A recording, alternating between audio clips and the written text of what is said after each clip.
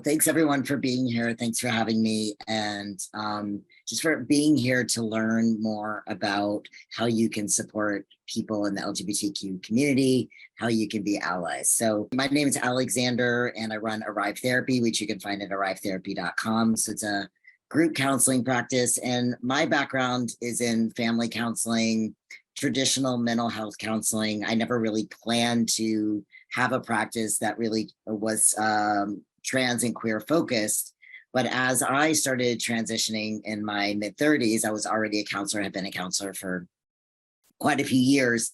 People started coming to me asking me to see their trans client. You know, I've got a client who's coming out, I've got a client who's coming out of a residential program. We don't really have anyone who can see them. And so I started the practice and started doing this work really just out of the need being there, that there are really not a whole lot of counselors who are trained, who really understand the intersection between mental health struggles, what's going on in people's lives and people's families with a person's gender and sexuality journey. So a little bit about my story, you know, I always sort of wanted to be a counselor, either a counselor or a doctor. I sort of wanted to help people growing up. My parents were actually missionaries.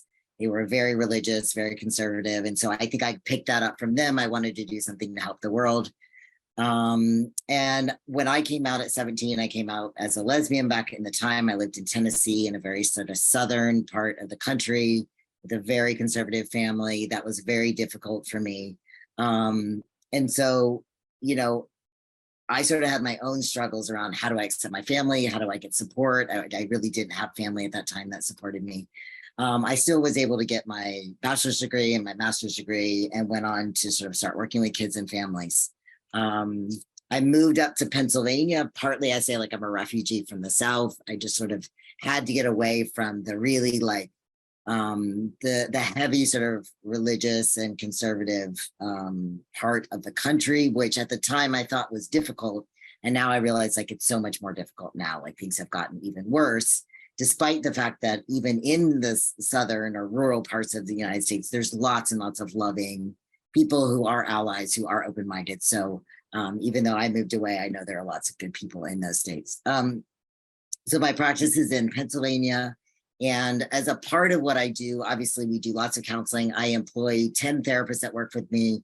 All of my therapists are trans, non-binary, or queer. So I think that's really unique to what we do, that it's a practice that when people come in, it's uniquely tailored to them. The whole place is a very trans and queer place. So, but on top of that, I try to do a lot of educating, a lot of speaking, going into schools, going to talk to kids at GSAs, all of that being part of the mission of just like helping other people be informed, helping, you know, create a better world for the LGBTQ community. And it's not just going to be us seeing people in individual counseling. It's about us helping train other counselors how to be good counselors, train teachers how to be good teachers, and how to be supportive to their, you know, trans and queer students, nurses, doctors. So we kind of try to work with like everybody. So that includes you all just coming and being part of this training, asking your questions and just learning.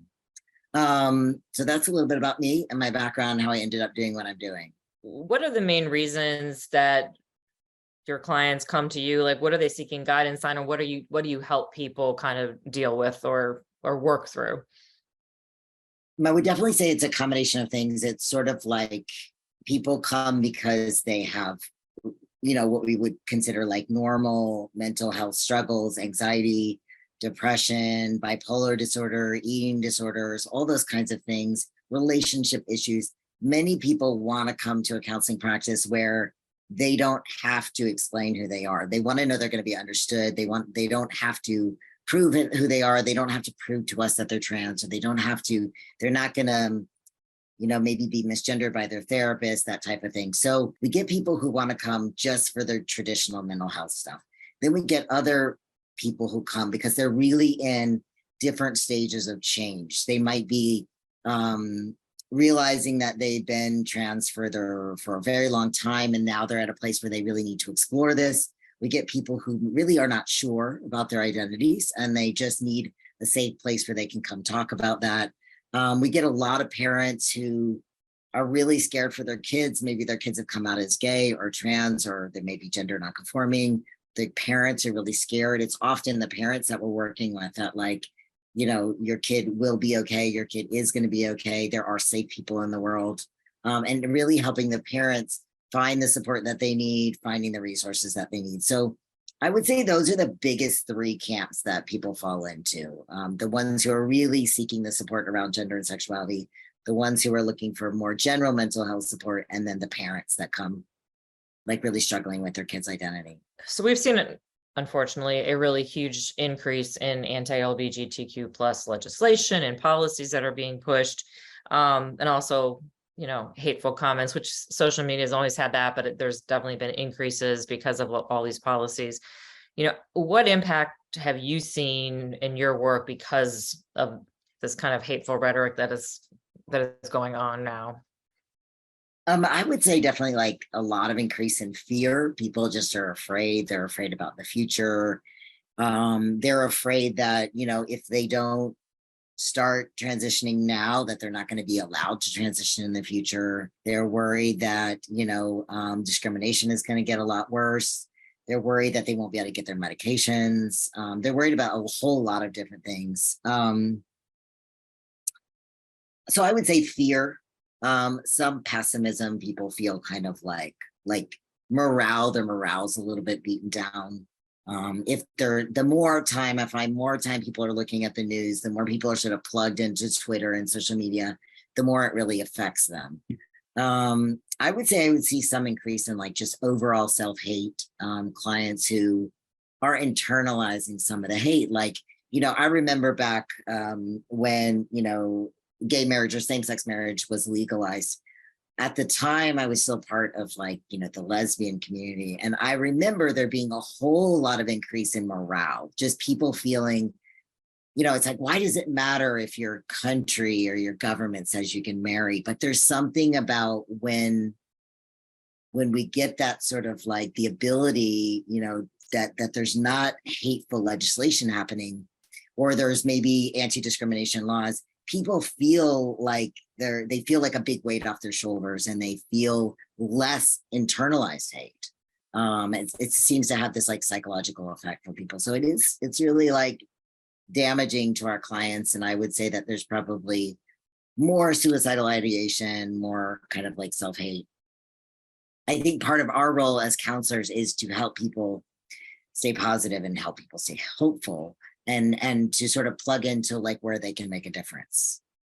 So that's part of our role, but we're seeing an increase like in mental health struggles. One of the biggest questions that was submitted by people attending tonight was, just generally like, how do I best support my loved one, my friend, someone in my life who is a member of the LGBT community? I had questions about what to do. Parents want to know what to do when a child decides to come out. So there's a lot of questions around this, but like in general, best advice in terms of like how to support someone that you care about. So the biggest thing always is like just being really vocal to the person that is in your life, that you support them. And, I've had people say like, well, actually I had a client come to me today and say like, I went and visited my family. All my family knows that I'm trans and I've transitioned, and nobody has said anything to me about it, right? Their parents sort of came out for them. And part of them really is wanting to hear from their family, like more vocally, like, we really love you, we support you, we see how beautiful this transition is, whatever the authentic words would be for you to actually, vocally show your support for that person. I would also just say like, be vocal. I have there's where we have our office, there's a guy who's a construction worker. He does construction work around the office. Looks very sort of like traditional, kind of like, middle-aged kind of guy that you might think would be a little bit conservative, and apparently has a trans daughter. And he was telling me that he told me, he's like, I've been in your office, I love what you're doing. And he said, that a lot of people will talk to him and say sort of hateful things about, lesbian and gay people and trans people. And he said he's really vocal, and he just says, like, my daughter's trans, and, he kind of really speaks up. And it gives me a lot of hope, and it makes me think like, we need all those like little warriors, just people willing to stand up for that person that they love and not just kind of be quiet. So I would say there's lots of other things you can do. Obviously, like you can go to school board meetings. You can Go to PFLAG meetings. You can ask your HR, does your HR include LGBT people in your discrimination policy? So like many people think like, okay, of course nobody's being discriminated at my work. Our policy must include gay, lesbian, trans people, but oftentimes it doesn't. So that's like a really easy change. And a lot of, if you go to your HR folks, and I've done this myself, and they'll go, oh, we didn't even realize they weren't in there. Like LGBTQ people weren't in there. And it's often a pretty easy change for them to add. So there's lots of things like that. You can also go to your HR and you can ask them, like, is there a transition policy? There's some transition policies that are online that you can pretty easily get, and your HR can pretty much copy those and add it to their policies. You can ask, like at work or at your church or anywhere where you're at, you can ask about like non-gendered bathrooms. You can, there's a lot of things that you can do. You can add your pronouns to your signature of your email. There's, just a lot of things. And another thing I would say is like, when people are asking me, how do I let somebody in my life know who hasn't come out to me maybe yet? How do I let them know that I'm a supportive person? And I would say just share your beliefs, like talk about, when you hear a news story, or share with that person that you think that it could be somebody at work, it could be somebody, in your personal life, you share with them like sort of more openly that you like, oh, you really do like that you support, trans and queer people and queer rights. And you could do things like go to Pride.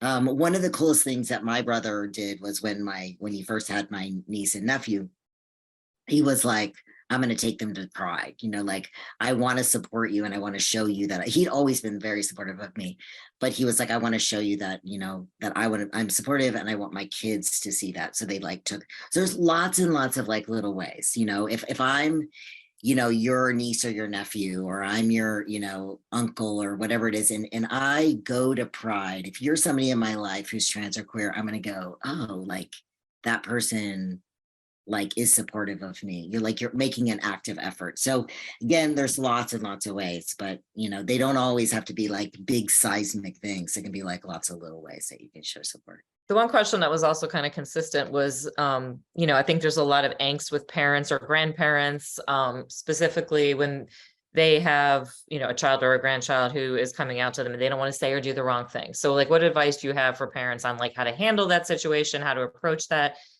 whether it's during that conversation or when they suspect and they want to be supportive? Like what's your advice there? My first advice would be like, if you can find somebody to talk to about your situation, like we just had an intake at Arrive Therapy with a person who was wanting to approach their adult child that they thought was gay.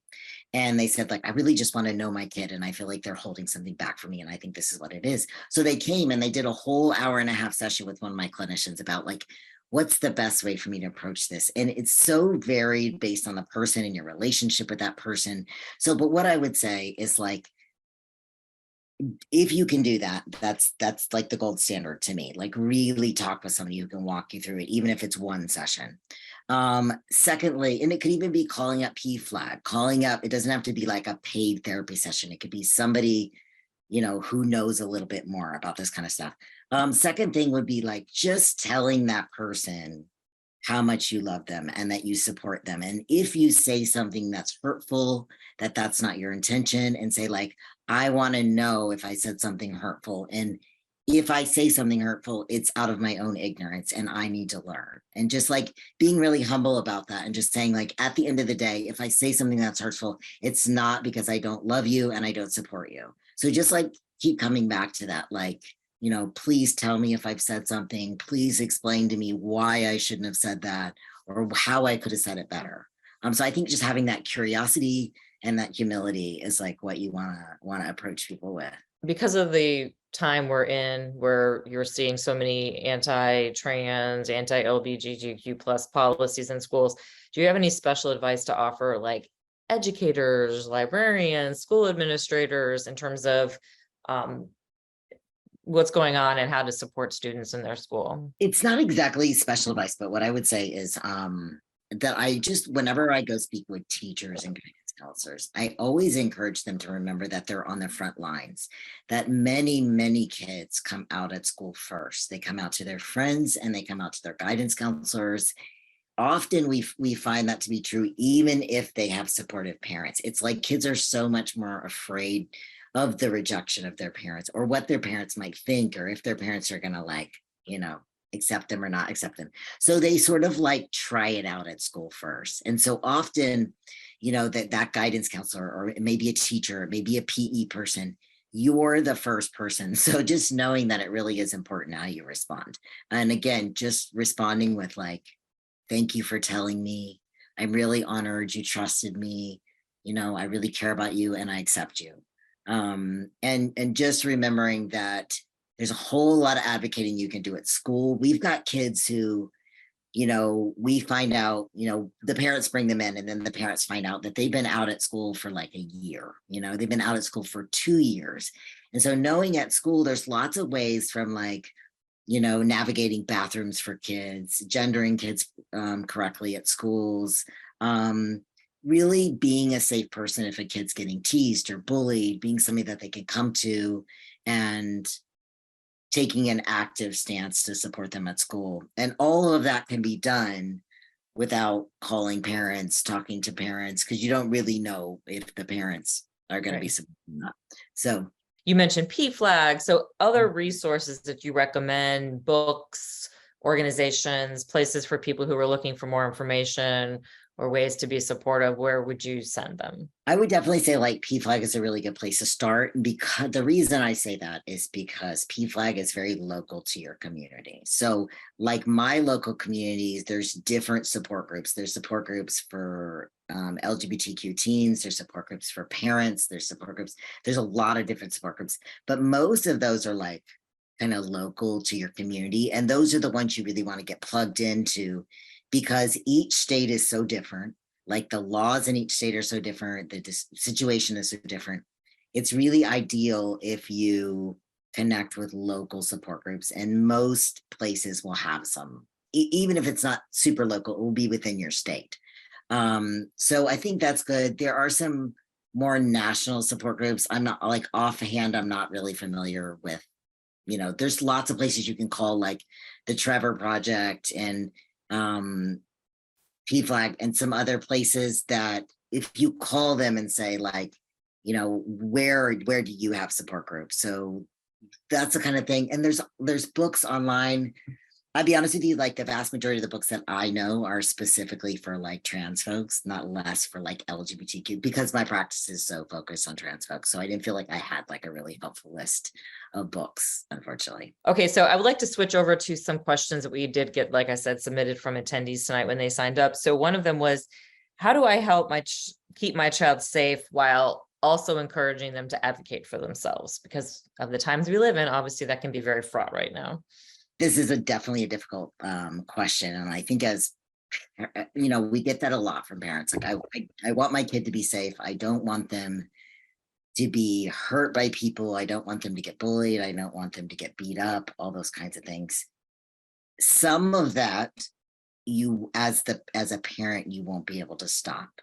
But what we have found, and all the research really speaks to this, that if a kid has very supportive, close connected relationship with their parents, that for the most part, they can weather what happens out in the world, right? It's not that the bullying won't hurt, but it's like the kids.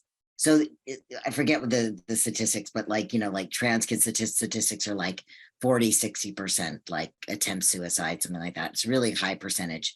But what they find is that if a kid has a really close, connected, supportive parent, the rates of suicide go down to essentially the same as for non-trans kids. And so that would be the biggest thing that I would say, is just have your kids back, be there for them, hold space for them if they're sad, scared, if they get bullied. Obviously, there's lots of things you can do. Like I often suggest to parents, like, if they've got a minor child, unless the child actively wants to come out, say to family members or neighbors or people at church, or do it for them. And that seems to take a huge burden off the child, that their parent can handle that. Like, so if it's, family members who are really, might be conservative, might have negative reactions to your kid coming out, you really going ahead of them. Say if you're going to go to a family event, going ahead and like coming out for them and navigating all of that, discourse so that they can just show up and be a kid. So things like schools, I think it can be like going in and really like advocating for your kid at the school. And it's similar to if you had a kid that had like a disability in a school, right? You have to do a whole lot more advocating for them. You have to go in, you got to know those guidance counselors, you got to know the principals, there's a lot more parental work, and that can make a really big difference in your kid's experience at the school. So those would be the kinds of things that I would, say. It's like you want to be showing up to school board meetings, and you want to be like actively knowing who they're engaging with at school. So those are just some examples. There's lots of other, kinds of things. No, I think that's great. We had a couple of questions about, concerns because of the culture we're seeing right now that, they're even concerned their child just doing normal activities at school because Right. they want them to be able to participate and do that, but then they're worried for their safety at the same time. So you addressed that, but then the next question that was in the same vein is, how do you help your child find and keep supportive friends? Because obviously you can make space in your home as parents, but they're going out in the world. So what advice do you have on that? And I would say like looking for supportive groups for your kid. Like most communities will have some kind of LGBTQ support group. There's a lot more counseling practices now there. So one of the reasons we do support groups is not so much to provide the therapeutic support in those support groups, but it's because we want kids to be able to have a safe space where they're around other kids that are dealing with similar things to them. So there's more and more counseling practice that do that. There are online groups. I think kids nowadays, I hear a lot of them make those friendships online. They make them in their gaming programs. They make them in Discord servers. They make them in chat groups online. And so I find that they're making a lot of those connections online sometimes. However, I do think obviously in person is important. Like I'm a little old school like that. There's gonna be like, for most places, once you get into middle school and high school, there's going to be like GSAs, there's going to be local support groups. And then if there isn't, it's like create one, right? There's like another step, and not everybody has that sort of executive functioning or ability to do that. But one of the best support groups for parents that we have locally where I am was created by a parent. And they just said like, there's no parent support group for parents that have trans kids of all ages. And now they have like 200 parents. Like it's insane. And it's such a great network. And it's, I mean, they make no money off of it. They don't charge anything. They're not technically an organization. They just like are a group of parents that meet. It's the coolest thing. And I have had so many parents go to this group and have it be like life-changing for them. So I would say a similar thing. It's like, just, go to a PFLAG meeting or go to a GSA and say like, I want to like get together some kids on the weekend, and it can be very informal. That's what I would kind of say. Yeah. I love that. You're kind of right in line with red, white, and blue, because you were just saying, there's a need and we need to fill that, and people can just do that. And that's what I'm always encouraging people, like, organize in your community. There's a need to like push back on this terrible policies and legislation. And if you don't see a group doing that, start one. Right. So I love that this group is super successful. And I saw Rana from our Pennsylvania program director say she's part of that. So that's really amazing. I was actually at Narberth Pride on Saturday. I don't know any of you from this area. I was at Narberth Pride. In Narberth Pride, I was talking with some of the kids who organized Narberth Pride. It's all organized by like a group of teenagers and I was talking with one of them, and they said, yeah, like we had to drive a long way one weekend to like go to a pride. And we thought like, why not do one in our town? And so these like group of teenagers that are literally like in high school put on for the second year this really cool pride. So it's like, that's kind of what we need. Is we need lots of people like that who just kind of go like, yeah, it might not exist in your rural community in Ohio, or it might not exist in like places, some places, but you can create it. So 100%. Everybody on the call, if you see a need in your community, you can start something. So, okay, next question. And I know this one comes up a lot, especially when you're talking to people my generation, who are very confused by pronouns, and, partly they don't understand, and then partly they're really scared of messing up. So what did you say to somebody, if they are trying to be supportive and invariably screw it up? Like, how should they apologize or explain, or how should they approach that with somebody they may have offended or upset? I would suggest in the moment, you could have a secondary conversation with the person. Say it's like your niece or your nephew or somebody. You can have a secondary conversation, like say, like, look, I'm really tired. Sorry, I really am trying. I really do support you, and just, give me some time. I am working on it. That's okay. But what I would say in the moment is, like, don't make a big deal of it. Don't make a lot of fuss. I have a friend that I go jogging with, and his child has come out as non-binary, right? So he is often, using the wrong pronouns. And I've really been coaching him, just stop yourself and re-say the sentence. So if you say, she didn't check the oil in her car, and so she messed up her car, which actually happened. And just stop and say, they forgot to check their oil. And that's the best thing you can do, because not only does it signal to that person that you heard it, you corrected it in the moment, it's important enough to stop and correct, but it retrains your brain. So it's the very best way, because as you do it again, your brain will learn that, oh, when I think of that person, I use they, or I use he, or whatever the correct pronouns are.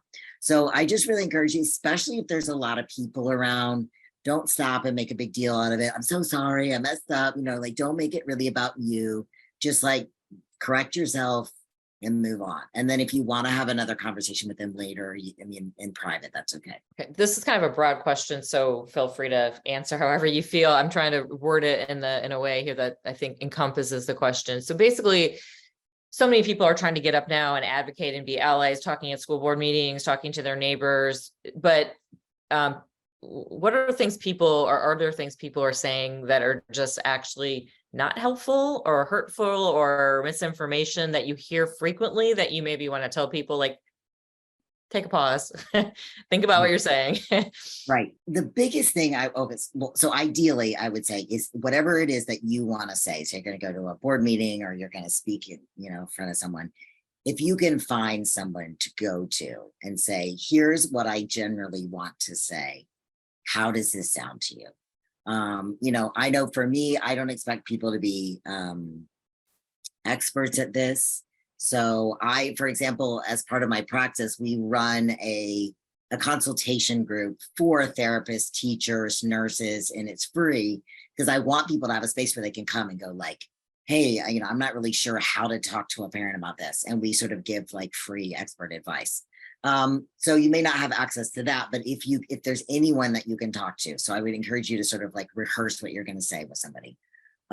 Second thing is, anything that this is what I hear all the time, is people use language that others, gay and trans people, in the sense of, even with therapists, when I hear a therapist talking about, they'll say like, oh, we really care about that population of people. And I'm sort of like, you just call us people, right? Like, just say like, like, when I talk to trans people, or when I talk to gay people, instead of saying, oh, when you talk to that population, of people, it's like, okay, like, we're really not, like, we're not zebras, like, we're just people. So anything that like doesn't other gay and trans people, I think, is a good way to kind of think about it. And one thing in particular that comes up is that a lot of times people will use the word transgendered, like, those transgendered people. And again, that's sort of like othering. So it's like, we are transgender people, and thinking of like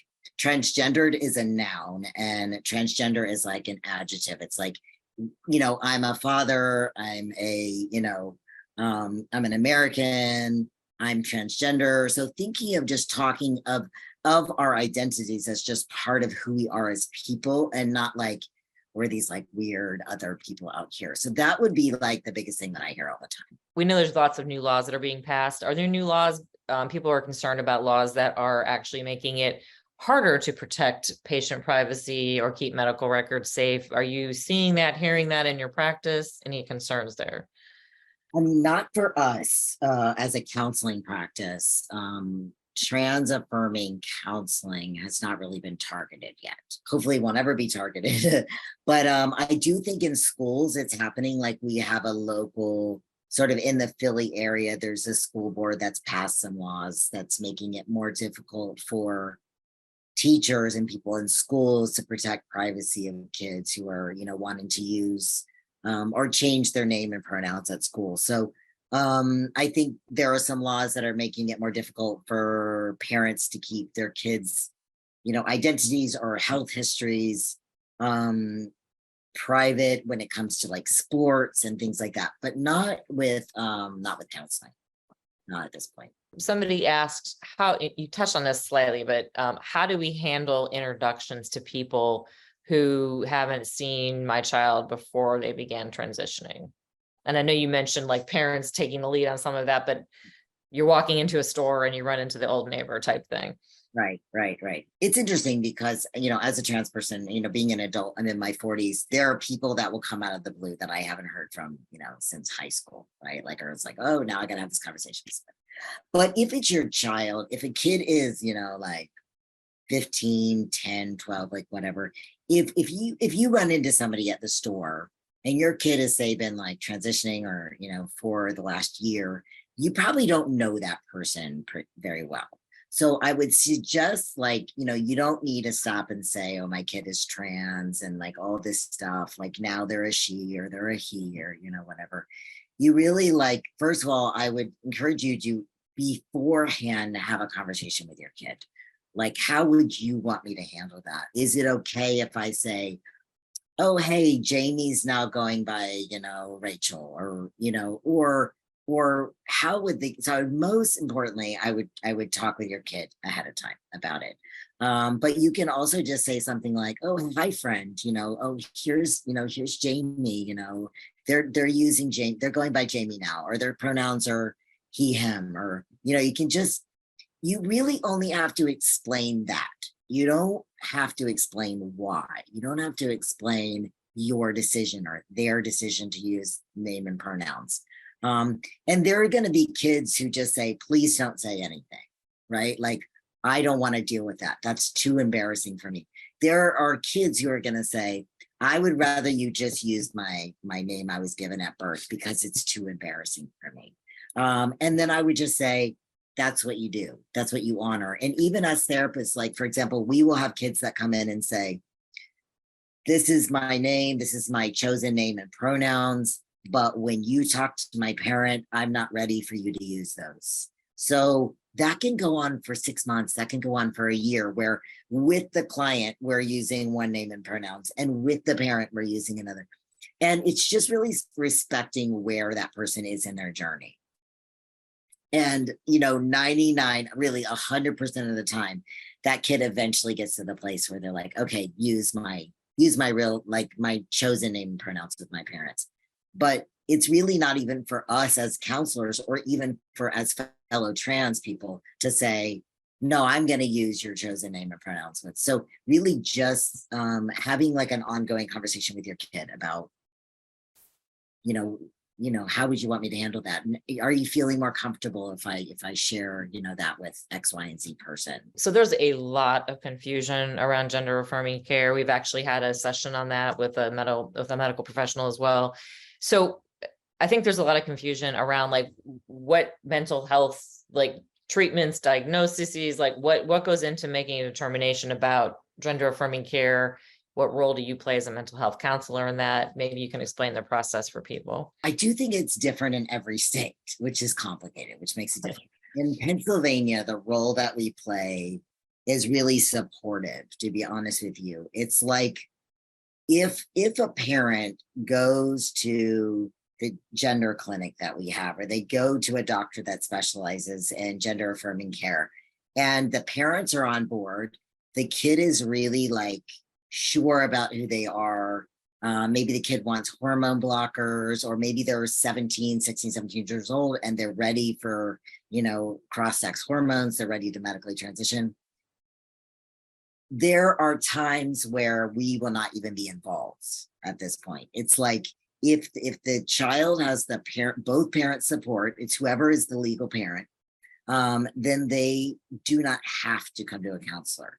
Now, a lot of times there are some mental health issues happening because of, not so much because it's so complicated being a teenager and being trans and what's going on in the world, that not only that, but a lot of times it's the parents who are really struggling and they're not ready to sort of say, okay, we'll legally change names or we'll do hormone blocks or whatever. So the kid will then be referred to mental health counseling.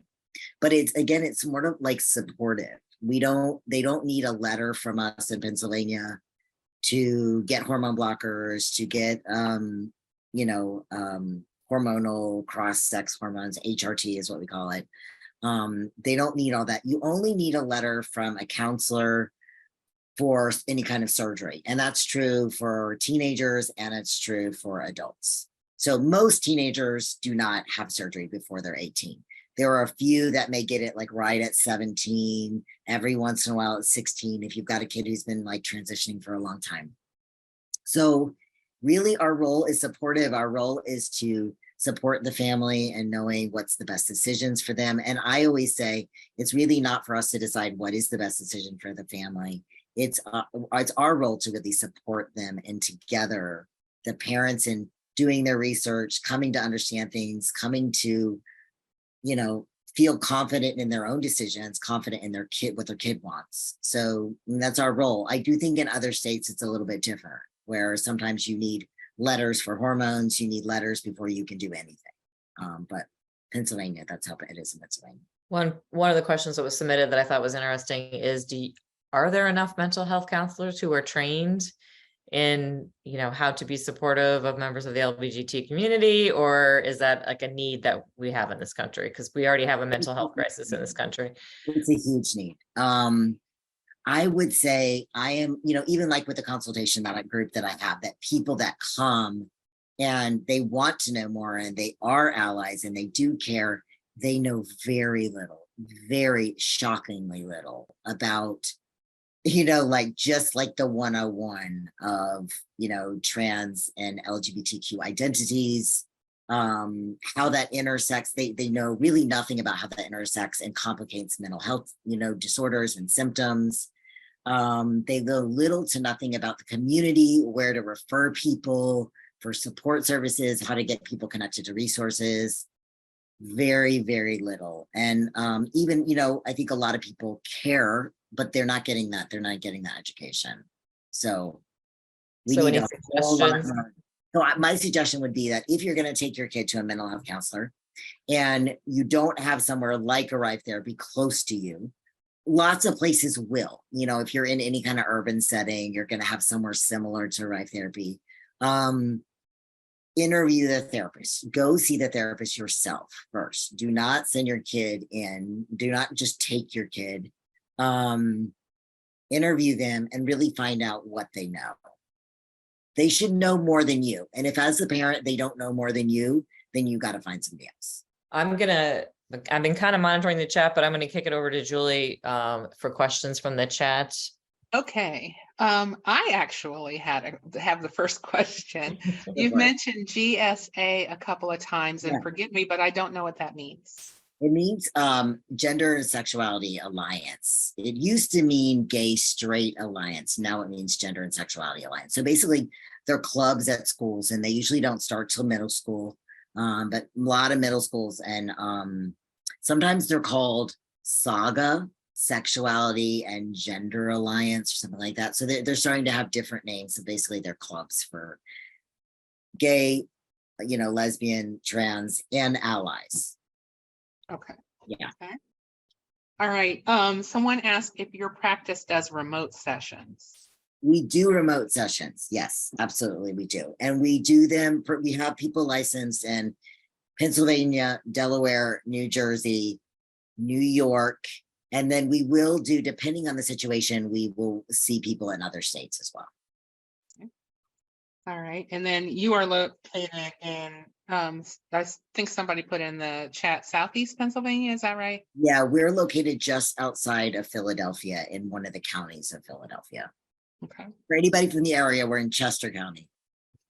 Do you network with practices in other parts of the county so that, folks? Oh, yes, yes, yes. We do. I mean, we do a whole lot of outreach, including we went to 6 prides this summer, but we've done probably at least 30 events since February. And that's like stuff like this. It's speaking at PFLAGs, it's speaking at churches, it's going into schools. I mean, we do like all kinds of different outreach. So someone had a question specific to their family, but I think that this is probably more than one person probably encounters this.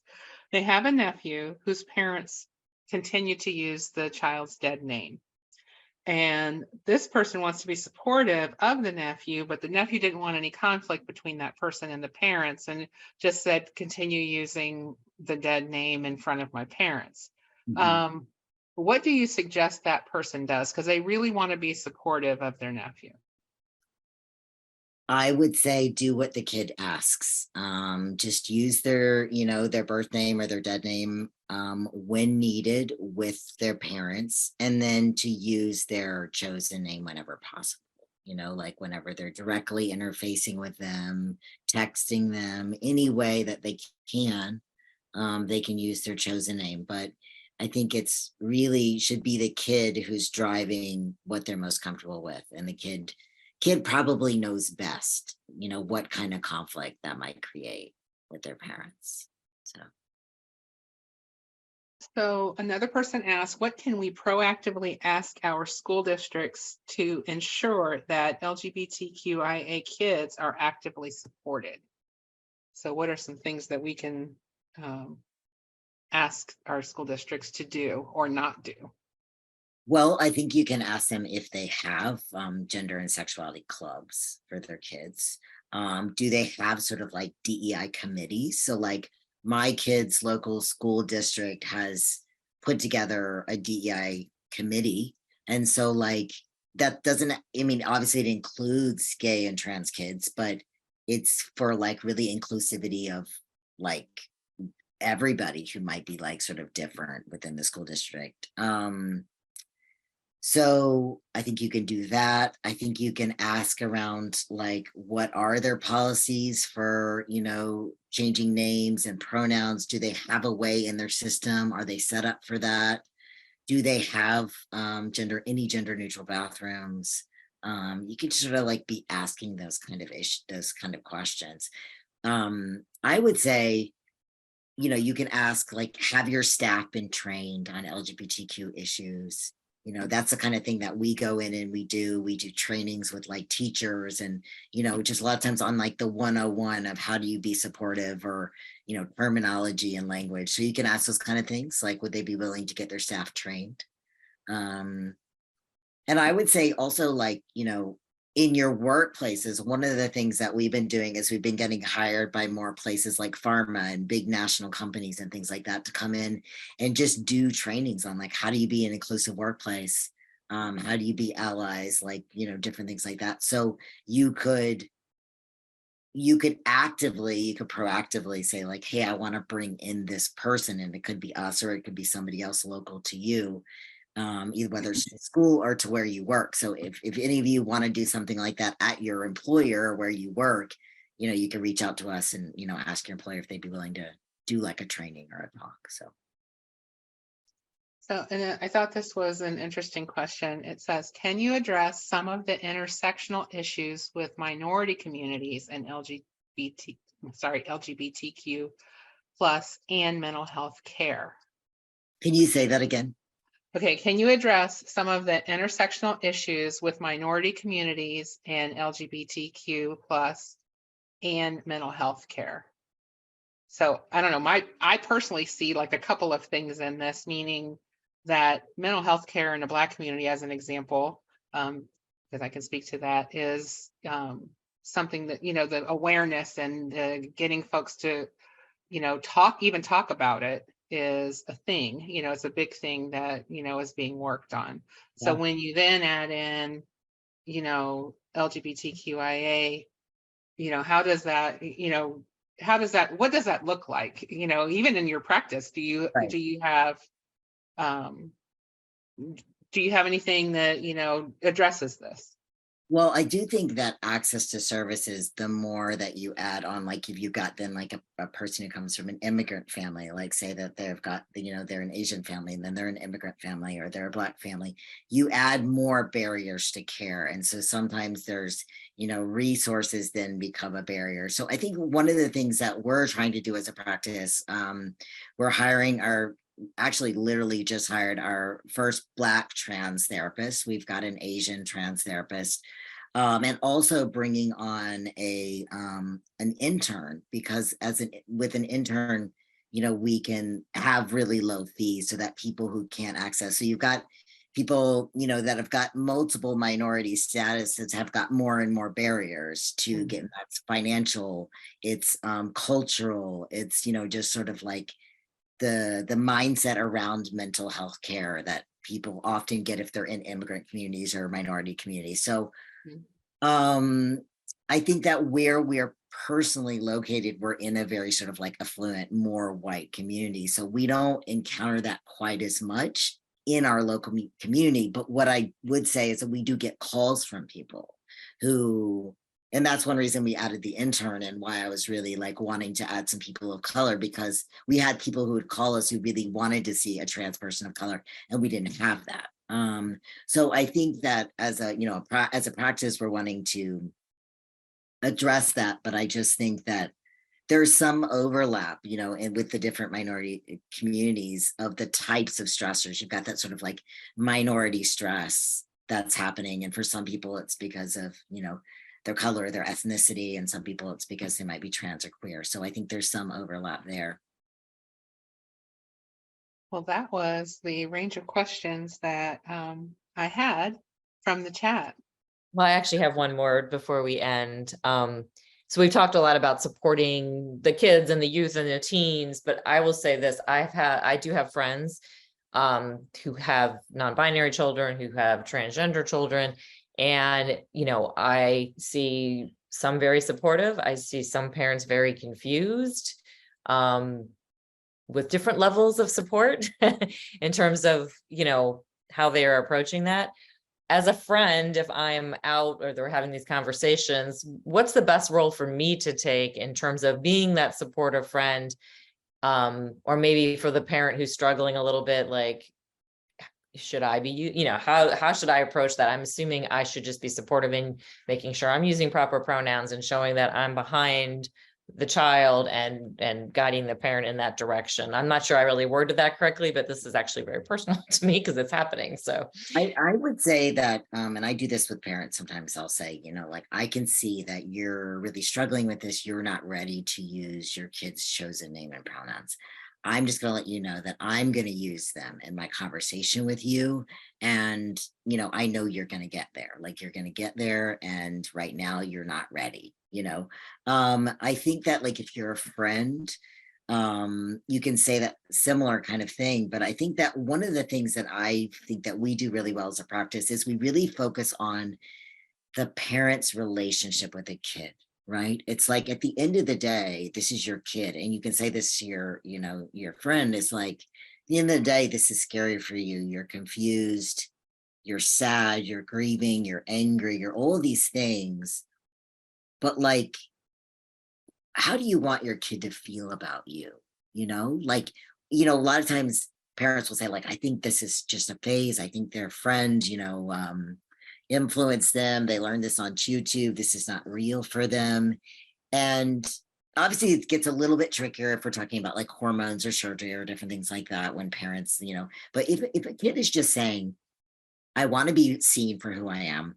I want you to use a different name and a different pronouns. And I'm like, there's no harm that you can possibly do to your child.